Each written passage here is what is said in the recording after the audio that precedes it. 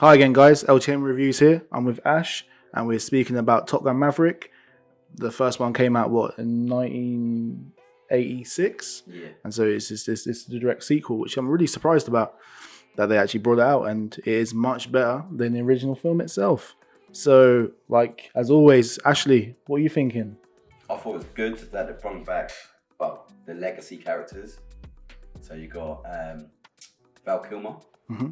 He's in there for a good 5 minutes, and it's good to see him because obviously some of these guys have, like everybody, they've aged a lot in the last 20 odd years. So it's good that they've kept the ethos of the memories. They've been coached. Like Tom Cruise has gone through his dilemmas in life. Yep. There's the little joke, why isn't he a captain or corporal, top tier? And it's just like his character back in the 80s.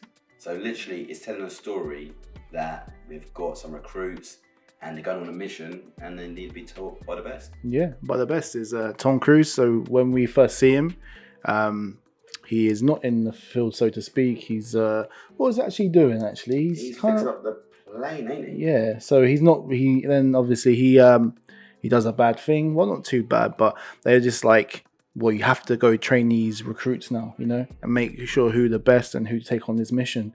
So the film really carries on with just Tom Cruise and the guys, really, and then we find out that one of the characters is the son of a character that died in the first film, and it's between those two basically. I mean, they're clashing so much, but with Miles Teller's character, he's trying to be quite respectful, even though he's got some sort of hatred for Tom Cruise.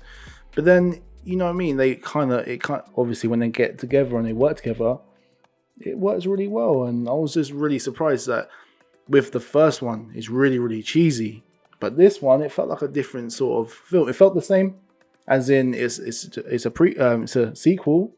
But how can you make a sequel from a cheesy 80s film to be not cheesy at all, really? It's funny, obviously, because the soundtrack went back to number one. It's given the 80s a revival, and from the story dialogue, is Tom Cruise has taken on the missing father figure. Yeah. So you see their battling relationship. Obviously, in the end, everything works together. But throughout the movie, it's a lot of Tom Cruise's character recognizing what he's about. That he can't be number one.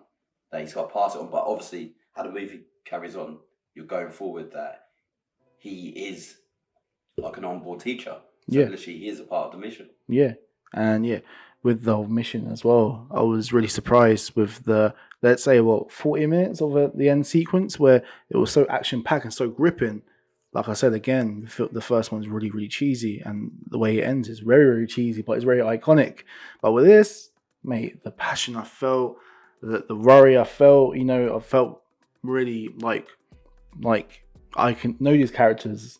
You know what I mean? Obviously the film's over like 2 hours long, so obviously we get good time with the characters. But it was just like, oh my god, like if that's gonna happen to this character, I'm gonna feel this way. You know what I mean? So it's the emotional effect for me that made the film the way it is, and obviously we saw it in IMAX as well, and it always makes it even better. I was thinking like the IMAX experience just. And I keep saying about the quality of the IMAX screen. I'm not happy with the quality of the screen, but the sound, just the F14s. You felt the rumble, the surround sound. It was madness. But talking about the length of the movie, it gives you the right amount of time that you get the relationship with the characters, because a lot of them are going through a lot emotionally, and this is a movie when you can see that the relationship's getting strained, but it's brought out the best in each and every one of the people within the squad. Even what's the guys? The one what you thought was going to be the best, he's the top tier. Hangman. It was Hangman, yeah. And at the end of the movie, he does save their ass. Yeah, he does. It's one of those ones you're looking at it like, I like that. It felt like it had the finer details all ironed out, and it played for me. I know I'm jumping the gun for the whole review.